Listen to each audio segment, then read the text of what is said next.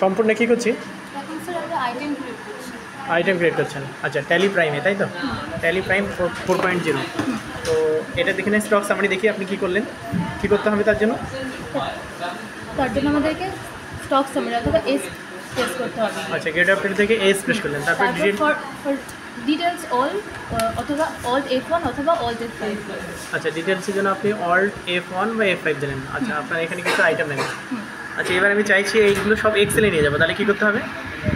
সেই জন্য আমাদেরকে ফাইলটা এক্সেলে এক্সপোর্ট করতে হবে। সেজন্য প্রথমে কন্ট্রোল ই কন্ট্রোল ই, এক মিনিট, কন্ট্রোল ই করলে আপনাকে দেখাচ্ছে কনফিগার বা এক্সপোর্ট। তো কী করতে হবে?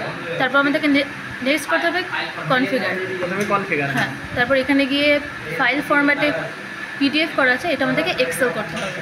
আচ্ছা দেখেন এখান থেকে এক্সেল স্প্রেডশিট, তারপর এটাকে কন্ট্রোল এ করে সেভ করে দিতে হবে। আচ্ছা সেভ করার পরে এবার তারপর আমাদেরকে ডাইরেক্ট এক্সপোর্ট। ওকে